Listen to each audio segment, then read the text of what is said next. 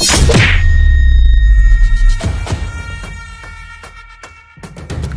একটা অবস্থা, আজব পাবলিক। কিরে ভাই, একটু দেখা শোনা চলেন। কি একটা অবস্থা মেয়ে। ধাক্কা দিয়া টিয়াডি হালাই দিয়া হ্যাঁ আবার উল্টা আমার লগে ফ্রাই লইতে আছে। আসসালামু আলাইকুম ভাই।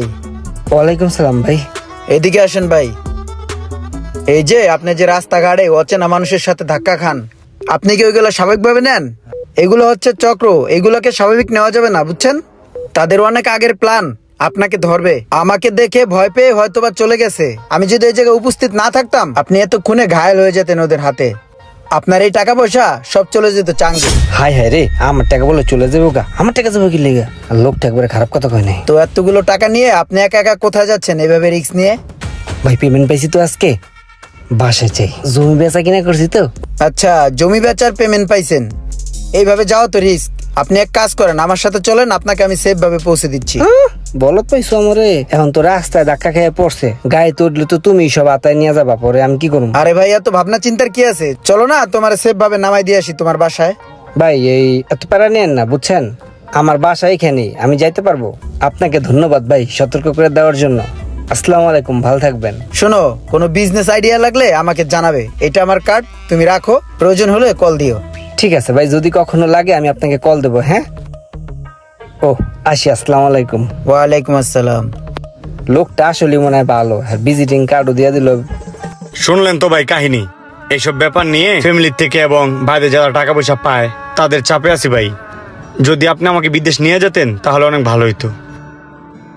শোনো মোশাররফ, আমি ওরকম বড় কিছু না। আমি বাংলাদেশে বেশিক্ষণ থাকিও না। আমি অনলি ক্যানাডিয়ান সিটিজেন, ওখানেই থাকি, ছোট থেকে বড় হয়েছি। তো দেশের মায়া ত্যাগ করতে পারি না। এই মাঝে মাঝে দেশে আসি, দেশের বাতাস, হাওয়া, মাটির সোদা গন্ধ, এইগুলোতে আমার ভালো লাগে। কয়দিন এই ঘুরে ফিরে আবার কানাডাতে চলে যাই। এখন তুমি আমার যে কথা বললা, এটা তো খুবই মুশকিলের ব্যাপার। এখন শুনো, সরাসরি তোমাকে আমি কানাডাতে নিতে পারবো না, ঠিক আছে? তোমাকে আমি বিভিন্ন দেশ ভায়া হয়ে তোমাকে যেতে হবে। আর একবার কানাডাতে পৌঁছে গেলে তোমার আর কোনো সমস্যা হবে না। কানাডাতে আমার বিভিন্ন ফার্ম হাউস আছে, তারপর আমার বিভিন্ন ফ্রেন্ড সার্কেল আছে, বিভিন্ন বিজনেস আছে। তো কানাডাতে পৌঁছে গেলে তোমার আর সমস্যা হবে না। যে কোনো ভালো একটা জবে তোমাকে আমি ঢুকিয়ে দিতে পারবো, বুঝছো? এখন মানুষ তো যারা দালাল আছে তারা লোক বাইরে পাঠায়, এই যার কাছ থেকে যা নিয়ে পারে, 8 লাখ 10 লাখ 14 লাখ। আমাকে তোমার অত টাকা দিতে হবে না, জাস্ট খরচটা দিলেই হবে। এত টাকা দিয়ে আমি কি করব ভাই? তুমি আমাকে 5-7 লাখ টাকার মতো ম্যানেজ করে দিও, বুঝছো? দেখো, চিন্তা ভাবনা করে দেখো। আমি আসলে তোমাকে জোর করছি না, কারণ আমি কোনো দালাল টালাল না। আমি মানুষের একটু উপকার করি, বুঝছো? আর তাছাড়া আমি দেশে থাকি কতদিন, একটু তাড়াতাড়ি দেখো, বুঝছো? আমি আবার চলে যাবো, তো যাওয়ার আগে তোমার ভিসাটা প্রসেসিং এ দিয়ে যেতে চাই, বুঝছো? একটু চিনি দাও তো। আচ্ছা থাক, চিনি লাগবে না। এই বিল কত হয়েছে? আরে মোশাররফ, তুমি এগুলো কি করছো? তুমি কি আমার ইজ্জত মান সব খাইবা? আমি কানাডাতে কোটি কোটি টাকা কামাই, আমার ওখানে বিভিন্ন বিজনেস আছে। এখন বাংলাদেশে এসে যদি তোমার কাছ থেকে আমার চায়ের বিল নিতে হয়, তাহলে আমার ইজ্জতটা কই থাকে? আর তাছাড়া আমি এই টাকা পয়সা দিয়ে কি করব বলো?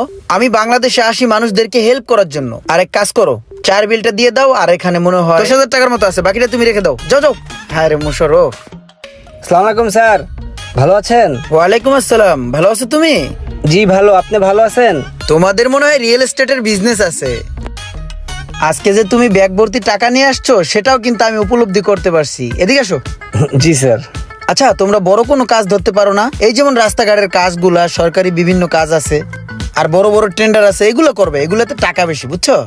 আমার সচিবালয়ে বিভিন্ন মানুষ পরিচিত আছে, বুঝতে পারছো? তুমি একটা কাজ করো, একটা লাইসেন্স করো, আর এই টেন্ডার ধরার জন্য অল্প কিছু টাকা পয়সা খরচ করলে হয়ে যাবে। আমি বলে দিব, সমস্যা নেই, বুঝছো?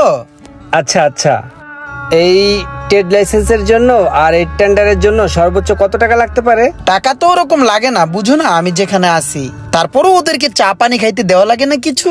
এই মনে করো যে 4-5 লাখ টাকার মতো। ও, লাখ 4-5 না? কথাটা একবারে খারাপ কয় নাই। তাহলে আমি এখনই টাকাটা দিয়ে দিই, কারণ এখন আমার কাছে টাকা আছে। এই লন, টাকাগুলো হাতে লন। আরে আমাকে টাকা দিচ্ছেন কেন? এই টাকা কি আমার নাকি? আমি এই হাত দিয়ে এই টাকা ধরবো? এটা তো তাদেরকে দিতে হবে চা খাওয়ার জন্য। এই এক কাজ করো, এই মোশাররফ, টাকাগুলো ধরো তো। আরে আরে, এত টাকা কেন দিচ্ছেন? এত টাকা তো লাগবে না। আমাকে ওরা গুরুর মতো মানে, আমি যা বলবো তাই। জাস্ট ফর্মালিটিস, চা খাওয়ার জন্য টুকটাক টাকা দিব। এই তুমি মোশাররফ, একটা কাজ করো, ওকে 50,000 টাকা ব্যাক করে দাও। এই মোশাররফ, তুমি একটা কাজ করো, এই টাকা তো আমি ধরবো না, তুমি এই গাড়ির ছিটের উপরে টাকাগুলো রেখে দাও, যাও। ছিটের উপর থেকে ওরা নিয়ে যাবে। স্যার আমার কাজটা কবে নাগাদ হতে পারে স্যার? তুমি ওই কার্ডের নাম্বার আমাকে ফোন দিও কাল। ঠিক আছে স্যার। আসসালামু আলাইকুম স্যার, একটু দেখবেন আমার দিকে, হবে তো না স্যার কাজটা? হ্যাঁ, হয়ে যাবে। ঠিক আছে স্যার, থ্যাংক ইউ, আসসালামু আলাইকুম। মোশাররফ, ছেলেটা ভালো, বুঝছো? এত ভেঙে পড়লে তো হবে না, আমি আছি তো, দেখবো। শোনো, আমার ছোট ভাই একটা মসজিদে অলরেডি চাকরি করতেছে, বুঝছো?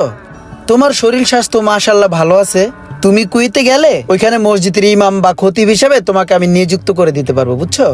তো মাশাআল্লাহ দাঁড়িয়ে রাখছো, ভালো, আলহামদুলিল্লাহ। আসসালামু আলাইকুম। ওয়ালাইকুম আসসালাম। ভাই আমার বিষয়টা একটু দেখেন। হ্যাঁ হ্যাঁ হ্যাঁ, ওটা দেখবো, সমস্যা নাই। নেন, এই টাকাটা রাখেন।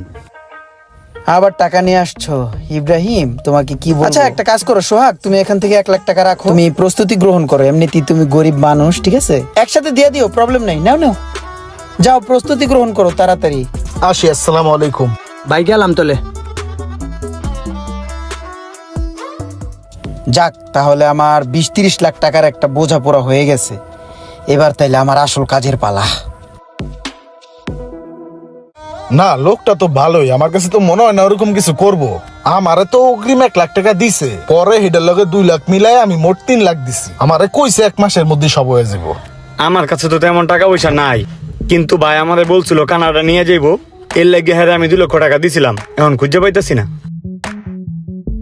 এই ভাই, আপনি না সেদিন ওই লোকের লগে ছিলেন, ওই লোক কই আর আমার টাকা কই? আরে ভাই হেলুকে আপনিও খুঁজতেছেন, আমিও খুঁজতেছি, এই হুজুরও খুঁজতেছে।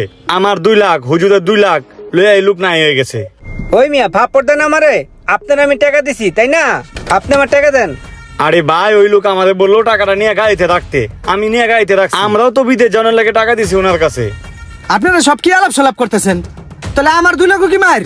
তোমরা এগুলো কি শুনাইতেছো আমারে ভাই? ওই লোক তো আমারে সচিব বলা টেন্ডার মেন্ডার কি দেলে মেলে মাথা উলা জউলা কইরা আমার টাকা পয়সা সব লয়ে গেল। আমি অন্তত যখনই দেখবেন অল্পতেই অনেক বেশি কিছু পেয়ে যাচ্ছেন, তখনই তার মধ্যে কোনো না কোনো গাবলা থাকবে। কে কে এমন ধরা খেয়েছেন অবশ্যই কমেন্ট করে জানাবেন, আর ভিডিওটি ভালো লাগলে অবশ্যই শেয়ার করে দিবেন প্লিজ।